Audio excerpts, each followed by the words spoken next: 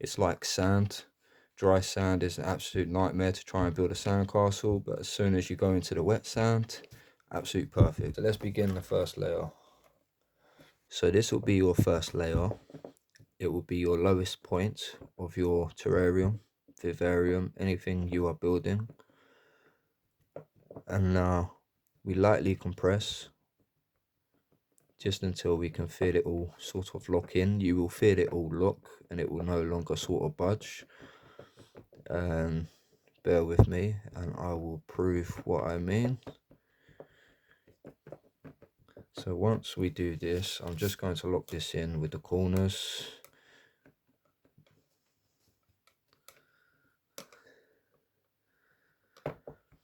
You cannot go wrong, you really can't. Again, it's just trial and error. But now that's the bottom layer. As you can see, this is in fact laying fully down. My hands is not touching it, and it is in fact staying. So that by itself is, you're adding a layer, then you're compressing it, and then what you will do is just add a little bit of water. Not too much, you don't need too much. My substrate is already damp enough as it is. If your substrate is dry or too flaky, or if you're using cocoa fiber, that may be slightly different. I don't know if that will work. But with this is a free mix substrate. So it has terrarium soil, which you'll see the these little white balls inside. Completely harmless. There is in fact tarantula substrate, which is non-molding, as well as slight bit of soil, compost, non-peat, has no harmful chemicals inside.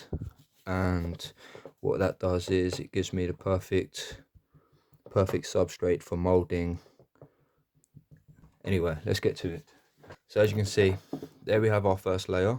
Now what we'll do, I have this the wrong way around. There we go. So what we'll do is we'll tilt it up. So tilt your enclosure whatever side you want to do. So if you want to use the side, you tilt it on the side you want to use.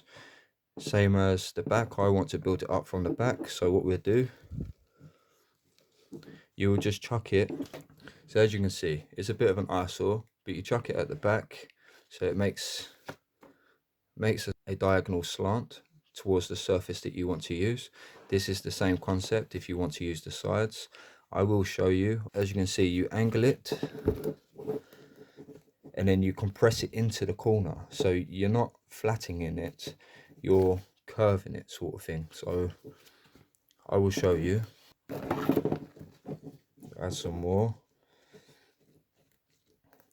Now don't be scared to add a thicker section towards the back. You see how this starts thickening out, so you can't really see too good because the angle, there we go, it's a little bit better. You're angling it right in the corner of your enclosure. If it doesn't feel like there's enough in certain areas, you just add more. If you think it's perfectly fine, then you're good to go. Now what we'll do is we'll just keep building from this now. So you just keep adding, compressing. So every layer you add, you compress no matter what, and make sure that you really do go in on the corners, because what you'll find is certain substrate, no matter how long you've had it, no matter how good it is, some substrate ends up coming away from the sides. It's sort of like, it sort of squishes in and then drops, or you'll see gaps between the sides. It prevents that in my eyes through my experience. Obviously I'm not an expert, so again it's just trial and error. I've not been doing this that long, to be fair, but as you can see, it works. Now I am going to bring this all the way up to the top, just so you can see how much you can actually go with this. You see how it all moves? As I compress, you can't really see. It moves around, you can see it. So when it doesn't feel like it's locked in. What I mean by locked in is you'll see that the substrate no longer moves around. That is what you're aiming for. If the substrate moves, you add a little bit to it and then go again.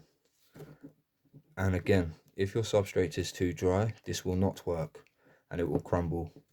So I would not recommend it. I would make sure that it is damp in some way. I'm just going to clear this off.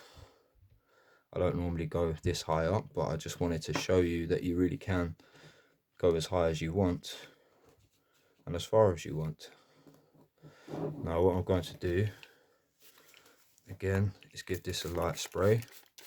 You will do this in layers if your substrate is dry, but what I would do is pre-dampen it before you put it in. It just gives you something a little bit better to work with. It's like sand. Dry sand is an absolute nightmare to try and build a sandcastle, but as soon as you go into the wet sand, absolute perfect. Now, there is the back that's done. There is the back side. As you can see, it comes all the way up to the top, runs down. Now, bearing in mind, this is just rushed. This is just to show you. If I was going to do it, I would do it a little bit thinner on this section, and I would compress this in just a little bit more into the corner. But as you can see, you can't really see too good, but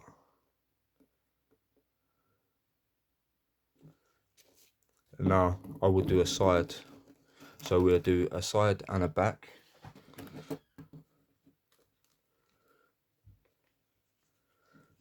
Now this is my first time actually attempting a side and a back. I've done little bits here and there, but nothing where it comes all the way up the back side.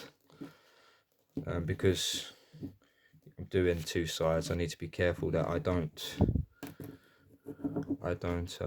ruin the back panel as I'm climbing with it.